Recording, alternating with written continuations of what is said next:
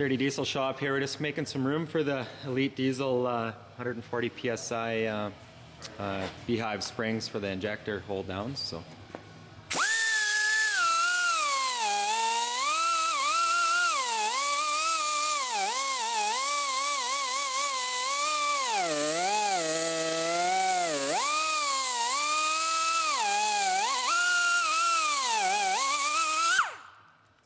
Should be about right. Let's check it out, make sure everything's cool here. So.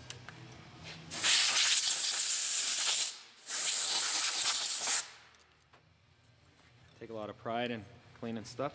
Put it back together. Quick tour of the shop for everybody else. Not much here. We got the rotary lift customer truck this morning. Got the fiberglass truck back in here. We guaranteed them 1,000 rear wheel horsepower for another sum of money, so that one's getting done next. Here's the farm truck here.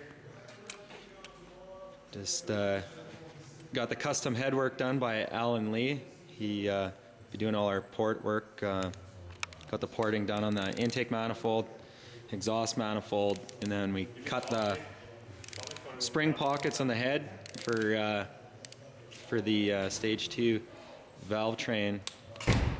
It's about 5,000 Canadian by the time you're said and done for the head work, the intake exhaust manifold work, and to install the valve springs. So he's built quite a few race engines over his days. So you can see we've made enough clearance there. We're just putting the 10 thou feeler gauge through there to make sure that we get proper clearance and everything. So yeah, one by one, we got the 150 nozzles in here.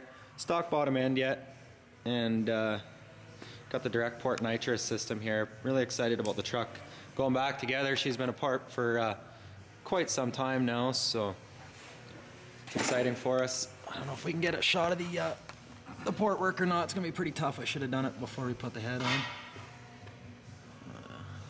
Can't figure out how to work the flash, but yeah, the exhaust manifolds, there's not a lot a guy can do on the exhaust manifolds. So we're going to build a set of headers for this truck, but just kind of match the gaskets and did the best that we can. As you can see, that's a nasty restriction. Guy had a hard time believing that I could that we can push 1,000 horsepower through these stock manifolds, so he's excited to see what we'll do with headers. But really like the Elite low pressure fuel system. Kind of did a one-up for ours and customized it a little bit, but we got the 3/4 inch pickup line and stuff coming from the aluminum tank. The Dahl filter just mounted to the side of our 4-link. We got the air motive lift pump that comes with the kit, and the 3/4 inch lines going up to their block where the filter goes. Really sweet kit. Highly recommend the Elite low pressure fuel kit. It's worth the extra price for sure. They've got it set up for the dual fuel already. We got the second port on the block there, so that'll just tee down to the high pressure pump that's getting mounted to the pulley. Just getting a stub shaft built for the pulley at the machine shop right now. We won't be returning our fuel through the factory cooler. We're going to have a separate cooler for cooling the return fuel, so we'll be using their return regulator, but we'll be plumbing it ourselves a little bit differently. As a base kit though, works really well.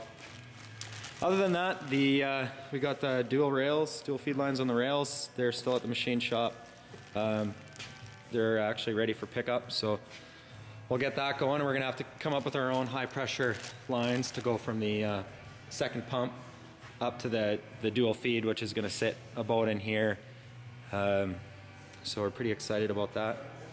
And yeah, she's on assembly stage. The transmission is getting a bunch of custom cryo work done to it. The Suncoast rebuild kit, Suncoast torque converter, Suncoast shafts, cryo in the hubs, cryo in the low reverse planetary and hubs.